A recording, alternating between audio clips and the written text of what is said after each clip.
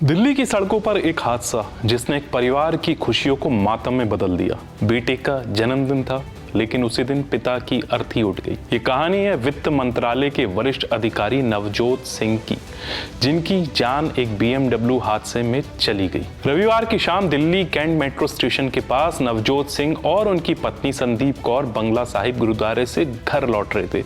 उम्मीद थी कि रात को बेटे का जन्मदिन मनाएंगे, लेकिन किसे पता था कि रास्ते में मौत घात लगाए बैठी है। उनकी बाइक को पीछे से एक तेज रफ्तार BMW ने टक्कर मार दी। टक्कर इतनी भीषण थी कि सब कुछ बिखर गया। इस हादसे में नवजोत सिंह की मौत हो गई। उनकी पत्नी संदीप कौर बुरी तरह घायल है।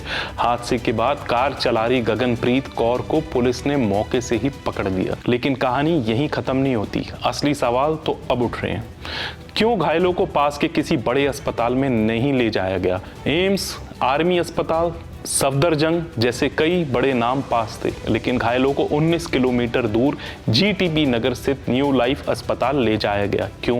सूत्रों का दावा है न्यू लाइफ अस्पताल गगनप्रीत के पिता का है, यानी हादसे के तुरंत बाद उसी अस्पताल ले जाया गया जिसका मालिक आरोपी परिवार से जुड़ा है।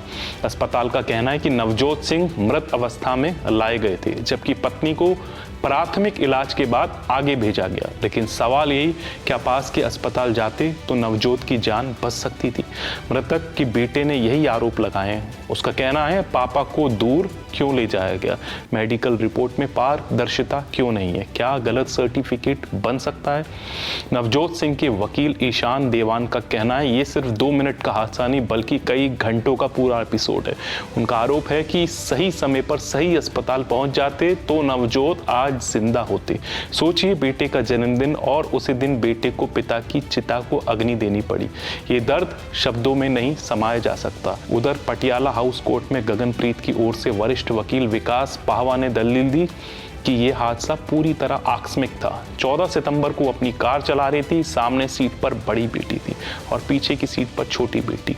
पति और घरेलू सहायिका बैठे थे। धौलाकुआं मेट्रो स्टेशन के पास अचानक कार अनियंत्रित होकर डिवाइडर से टकराई और हवा में पलट गई। पाहवा का दावा है कि गगनप्रीत ने पुलिस जांच में पूरा सहयोग किया, खुद भी घायल हुई और उसके सिर में भी चोट लगी। उनकी पूछताछ के लिए अब पुलिस हिरासत की जरूरत नहीं।